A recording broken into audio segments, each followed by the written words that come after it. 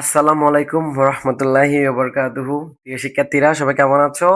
আশা করি সবাই অনেক ভালো রয়েছো। আমি তোমার আশিক স্যার। অনেক দিন পর তোমাদের সাথে দেখা। মূলত আমি আমার ব্যস্ততার কারণে তোমাদের সাথে অত বেশি করে যোগাযোগ বা কন্টাক্ট আমার সাথে ছিল না। তো ক্লাসের মধ্যে তোমাদের অনেকেই আমাকে বলেছো যে স্যার, যে আমাদের তো বার্ষিক পরীক্ষায় অনেকগুলো প্যারাগ্রাফ রয়েছে, হ্যাঁ, ক্লাস সিক্স এর বেসিক্যালি স্টুডেন্টরা। তো তোমাদেরকে ওই প্যারাগ্রাফ গুলো তোমরা অনেকেই পড়তে পারতেছো না, অনেক সমস্যা হচ্ছে তোমাদের, পড়তে অনেক ঝামেলা হচ্ছে। তো আজকে আমি একেবারে তোমাদের জন্য ওই প্যারাগ্রাফটা একদম ইজি করে তোমাকে শিখাবো এবং একেবারে পড়িয়ে দিব একদম পুরা তোমাকে। তো চলো ভিডিওটি শুরু করি। আর হ্যাঁ, ভিডিওটি শুরু করার আগে আরেকটা কথা, তুমি যদি আমার চ্যানেলে প্রথমবার হয়ে থাকো তাহলে অবশ্যই একটা সাবস্ক্রাইব করবে, আর অবশ্যই তোমার নাম লিখে দিবে যে স্যার আমিও তোমার আমি মুখ যে রোল নাম্বারটা বলবে তোমার, অবশ্যই কোনো কিছু না জানলে ওটাও তুমি ইয়া করবে, কমেন্ট কমেন্ট যে সেকশন রয়েছে কমেন্টে লিখে দিবে, যাতে করে তোমাকে স্যার পরবর্তীতে নোটিস করতে পারি। তো চলো আমরা কথা না বাড়িয়ে ভিডিওটি শুরু করি। আজকে আমরা যে প্যারাগ্রাফটা মূলত শিখবো সেটা হচ্ছে এ গুড টিচার। এটা বার্ষিকে রয়েছে, অনেক বেশি ইম্পর্টেন্ট এ গুড টিচার প্যারাগ্রাফটা।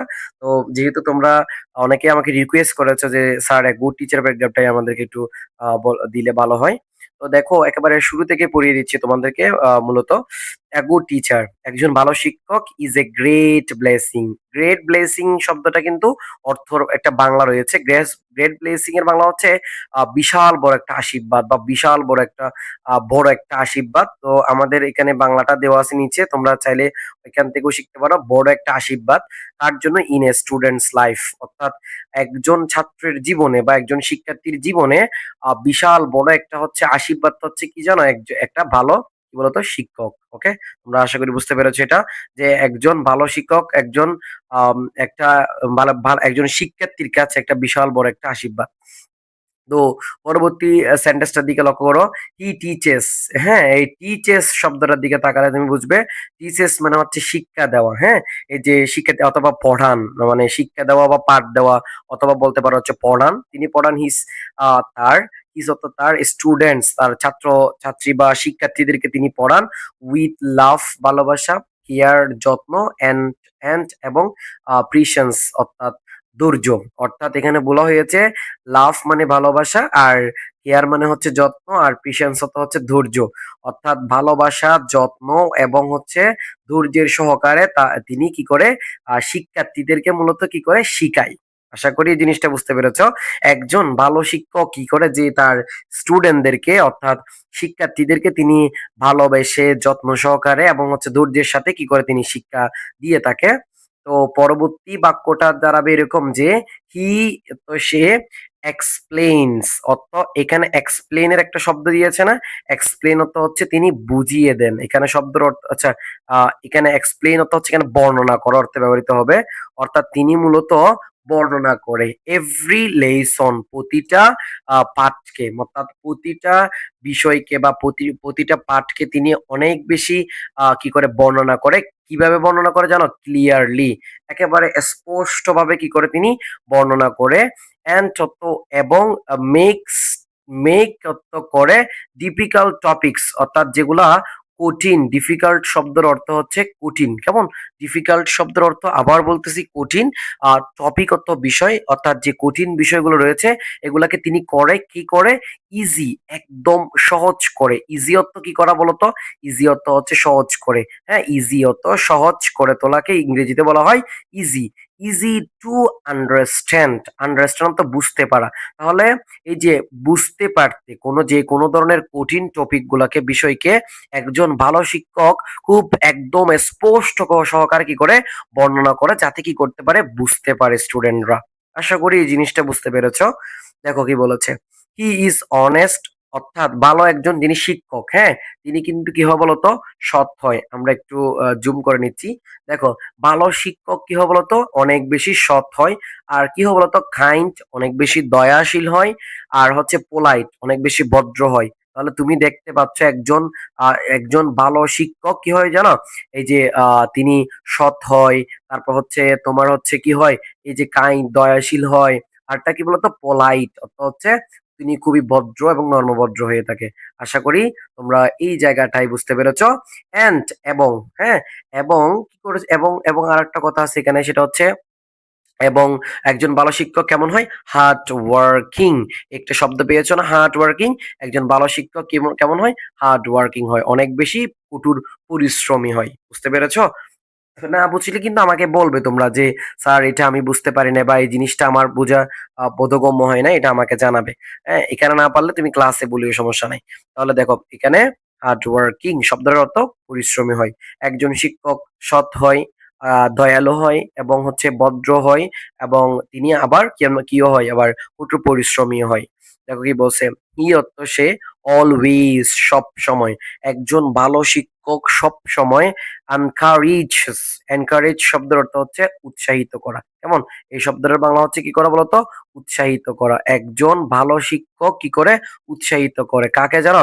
এই যে স্টুডেন্টস, শিক্ষার্থীদেরকে, টু স্টাডি, পড়াশোনা করতে, রেগুলারলি। অর্থাৎ একজন ভালো শিক্ষক কি করে? যে প্রতিদিন একটা স্টুডেন্টকে পড়াশোনা করার জন্য কি করে থাকে? তিনি উৎসাহিত করে থাকে। অ্যান্ড এবং, হ্যাঁ, অ্যান্ড এবং হেল্পস অর্থাৎ সাহায্য করে, উইক স্টুডেন্ট অর্থাৎ যারা দুর্বল রয়েছে, এই দুর্বল ছাত্রদেরকে তিনি কি করে থাকে? মানে সাহায্য করে থাকে, উইথ গ্রেট কেয়ার। তিনি আবার ভালো করে ওদের যত্ন নিয়ে আবার কোনো কিছুকে কি করে দেয়? তিনি বুঝিয়ে দেয়। অর্থাৎ যাতে করে যারা দুর্বল তারা কি করতে পারে? বুঝতে পারে। অর্থাৎ পুরো বাক্যটা দাঁড়াবে এরকম যে he always encourage students to study regularly and helps weak students with great care. আশা করি বুঝতে পেরেছো। পরবর্তী সেন্টেন্সটার দিকে যাচ্ছি। হি টিচেস, সে শিক্ষা দেয় বা তিনি পাঠ দেয় মানে পড়ান, নট অনলি শুধুমাত্র, কি মাত্র, শুধুমাত্র স্কুল সাবজেক্ট অর্থাৎ স্কুলের যে বিষয়গুলো রয়েছে শুধুমাত্র তিনি ওইগুলাকেই পড়ান না, বাট অলসো, দেখতে পাচ্ছ বাট অলসো, বাট অলসো তো আরো পড়ায়। কি পড়ায়? আরো মানে আরো করে তিনি, হ্যাঁ, কি করে জানো? তিনি, ও আচ্ছা, একটু বেশি ছোট হয়ে যাচ্ছে তোমাদের জন্য, একটু আমি ছোট করে দিলাম আর কি। দেখো শুধুমাত্র স্কুলের বিষয়গুলোকে নয়, তিনি আরো পড়ায় গুড ম্যানার্স। গুড ম্যানার্স মানে হচ্ছে ভালো আচরণ অথবা সুন্দর আচরণ, মানে তিনি কিভাবে তুমি আচরণ করবে, একজনের সাথে আরেকজন কিভাবে কথা বলবে, এই জিনিসটাকেও শিখায়। আবার কি শিখায় জানো? এই যে ডিসিপ্লিনস অর্থাৎ শৃঙ্খলা শিখায়। অর্থাৎ তুমি কিভাবে নিজেকে কি করবে, মানে শৃঙ্খল ভাবে নিজেকে এগিয়ে নিয়ে যাবে, এটা শিখায় একজন ভালো শিক্ষক। অ্যান্ড এবং মরাল ভ্যালুস। মরাল ভ্যালুস এর বাংলা হচ্ছে নৈতিক মূল্যবোধ। মরাল শব্দের অর্থ নৈতিক, আর তুমি মনে রাখবা ভ্যালুস শব্দের অর্থ হচ্ছে মূল্যবোধ। অর্থাৎ একজন ভালো শিক্ষক মূল্যবোধও শিখায়, অর্থাৎ কেমন? নৈতিক মূল্যবোধ। কেমন? বুঝতে পেরেছো? অর্থাৎ শুধুমাত্র স্কুলের বিষয় না, নৈতিক মূল্যবোধও তিনি কি করে তাকে শিখিয়ে থাকে। এর পরবর্তী বাক্যটার দিকে তাকাও। এ গুড টিচার, একজন ভালো শিক্ষক, ইন্সপায়ার্স, হ্যাঁ, কি করে জানো? এই যে ইন্সপায়ার্স অর্থ হচ্ছে কি করে? উৎসাহিত করে। ইন্সপায়ার্স এই শব্দটার দিকে একটু লক্ষ্য করো। ইন্সপায়ার্স উৎসাহিত করে, হ্যাঁ। কি কাকে উৎসাহিত করে জানো? এই যে লক্ষ্য করে দেখো, কাকে উৎসাহিত করে? এই যে স্টুডেন্ট, শিক্ষার্থীদেরকে উৎসাহিত করে।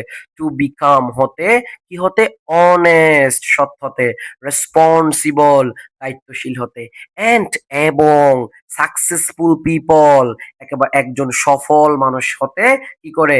একজন ভালো শিক্ষক কি করে থাকে জানো? উৎসাহিত করে থাকে বা অনুপ্রাণিত করে থাকে। বুঝতে পেরেছো আমার কথা তোমরা? না বুঝলে কিন্তু তুমি কমেন্ট বক্সে বলবে স্যার আমি এই শব্দটা বুঝি নাই। দেখো, হি ট্রিটস, একটা শব্দ পেয়েছো না? ট্রিটস। ট্রিটস অর্থ হচ্ছে ব্যবহার করে অথবা তোমার সাথে আচরণ করে, অল প্রত্যেকটি স্টুডেন্ট, শিক্ষার্থীদের সাথে, প্রতিটা শিক্ষার্থীদের সাথে তিনি আচরণ করে। কিভাবে আচরণ করে জানো? এই যে একটা শব্দ লিখছে না, ইকুয়েলি, একেবারে সমানভাবে, অ্যান্ড এবং নেভার, কখনো, বিকেমস হয় না, হ্যাঁ, বিকামত হওয়া, সে কখনো হয় না। কি হয় না জানো? এই যে একজন ভালো শিক্ষক কখনো হয় না, এই যে দেখতে পাচ্ছ, অ্যাংরি, রাগান্বিত হয় না, হ্যাঁ, রাগ করে না, উইদাউট, ছাড়া, রিজন, কোনো কারণ ছাড়া একজন ভালো শিক্ষক কখনো কি করে না? কখনো রাগ করে না। মানে কোনো কারণ ছাড়া একজন ভালো শিক্ষক তোমার সাথে কখনো কি করবে না? রাগ করবে না। আচ্ছা আমি কি তোমাদের সাথে রাগ করি কখনো? এটা কিন্তু জানাইও আমাকে স্যারকে। দেখো কি বলছে। স্টুডেন্টস রেসপেক্ট সম্মান করে। রেসপেক্ট অর্থ কি করা বলতো? সম্মান করা। রেসপেক্ট কি করে বলতো? রেসপেক্ট। আর ইএসপিইসিটি, রেসপেক্ট সম্মান করে। এন্ড এবং লাভ ভালোবাসে, হিম অর্থ তাকে। অর্থাৎ যিনি ভালো শিক্ষক, স্টুডেন্ট তাকে কি করে? অনেক বেশি সম্মান করে, ভালোবাসে। ফর অর্থ জন্য। ফর অর্থ কি বলতো? জন্য। ফর শব্দের অর্থ জন্য। হিজ ফ্রেন্ডলি, তার বন্ধুত্ব সুলভ। ফ্রেন্ডলি অর্থ বন্ধুত্ব সুলভ। মনে থাকবে সবার? এই যে বিহেভিয়র ব্যবহার, অর্থাৎ তার বন্ধুত্ব সুলভ আচরণের কারণে প্রতিটি স্টুডেন্ট তাকে কি করে? অনেক বেশি ভালোবাসে, অনেক বেশি কি করে জানো? সম্মান করে। আমি কি বুঝাইতে পারছি তোমাদেরকে এই বিষয়টা? না বুঝলে কিন্তু বলিও আমাকে, স্যারকে। এবার দেখি বলছে, এ গো টিচার, একজন ভালো শিক্ষক। হ্যাঁ, একজন ভালো শিক্ষক। একজন ভালো শিক্ষক কি করে জানো? এই যে একটু লক্ষ্য করো কি করছে, প্লেস। হ্যাঁ, প্লেস অত হচ্ছে রাখে। হ্যাঁ, আমি একটু বড় করে দিচ্ছি তোমাদেরকে। এই যে প্লেস অত রাখে, কি রাখে জানো? অ্যান ইম্পর্টেন্ট, একটা গুরুত্বপূর্ণ। হ্যাঁ, একটি গুরুত্বপূর্ণ কি রাখে জানো? একটা গুরুত্বপূর্ণ রুল অর্থ ভূমিকা রাখে। রুল অর্থ কি? ভূমিকা রাখে। ইন বিল্ডিং তৈরি করতে, এ বেটার সোসাইটি একটা ভালো সমাজ তৈরি করতে ভূমিকা রাখে। এন্ড এবং নেশন একটা জাতিকে, একটা জাতি তৈরি করতে, একটা জাতিকে গঠন করতে, একটা ভালো সমাজকে গঠন করতে একজন ভালো শিক্ষক অত্যন্ত গুরুত্বপূর্ণ একটা কি রাখে? ভূমিকা রাখে। বুঝতে পেরেছো? এবার আসো দেখো কি বলছে পরবর্তী একদম শেষের লাইন এটা। দেখো, আই অলওয়েজ আমি সব সময় রেসপেক্ট সম্মান করি মাই টিচার্স আমার শিক্ষকগণকে। এন্ড এবং ফলো অনুসরণ করি। ফলত কি করা বলতো? অনুসরণ করা। ফলত কি করা? অনুসরণ করা। দিয়ার তাদের ভ্যালুয়েবল, ভ্যালুয়েবল অর্থ মূল্যবান। ভ্যালুয়েবল অর্থ কি? মূল্যবান। ভ্যালুয়েবল অ্যাডভাইস, অ্যাডভাইস অর্থ উপদেশ। অর্থাৎ আমি সব সময় আমি সবসময় আমার শিক্ষকগণকে কি করি? সম্মান করি। এবং এবং তাদের যে উপদেশগুলো রয়েছে, মূল্যবান উপদেশগুলো রয়েছে, এগুলো আমি কি করি? অনুসরণ করি, ফলো করি। আশা করি পুরো প্যারাগ্রাফটা তোমরা বুঝতে পেরেছ। মাই এ গুড টিচার প্যারাগ্রাফটা। যদি কোনো ধরনের সমস্যা থেকে থাকে, এত করে বুঝাই দেওয়ার পরও যদি কোনো প্রবলেম থেকে থাকে, অবশ্যই কমেন্ট বক্সে জানিয়ে রাখবে যে এটা পারি নাই বা এটা বুঝি নাই। আর পাশাপাশি একটা কথা বলি তোমাদের জন্য, এই যে বাংলা ট্রান্সলেশনটা দেওয়া হয়েছে, বাংলাটা পড়ে নিবে। আবার পাশাপাশি তুমি যদি অর্থ না জানো, আমি নিচে এই অর্থগুলোও দিয়ে দিলাম তোমার জন্য। প্রায় 15টা মতো শব্দের অর্থ দিয়ে দিয়েছি। হ্যাঁ, বাকি তুমি যদি না পারো তাহলে অবশ্যই জানাবে। এই 15টা শব্দের অর্থগুলো স্ক্রিনশট নিয়ে নিচে খাতায় নোট করে ফেলবে। পাশাপাশি হচ্ছে প্যারাগ্রাফটা লিখে ফেলবে খাতার মধ্যে। তারপর নিচে শব্দগুলো লিখে দিবে। দেখবে যে তোমার খুব সহজে কি হয়ে যাবে? মুখস্থ হয়ে যাবে। আর তোমরা যারা আমার অফলাইন বেচ, অর্থাৎ আমার যারা কোচিং এ পড়ো, তারা তো অবশ্যই এগুলো আমার কাছ থেকে জেনে যাবে বা আমার কাছ থেকে শিখে ফেলবে তোমরা। তো তোমাদের আর কোনো প্রবলেম থাকলে বা সমস্যা থাকলে সেটা স্যারকে কমেন্ট বক্সে জানাবে। তো আরেকটা ক্লাস না আসা পর্যন্ত ভালো থাকবে, সুস্থ থাকবে। আর অবশ্যই একটা লাইক করে যাবে। আর সাবস্ক্রাইব করে না থাকলে তো অবশ্যই স্যারের চ্যানেলটা সাবস্ক্রাইব করে দেবে। তো ভালো থাকবে, সুস্থ থাকবে। আল্লাহ হাফেজ।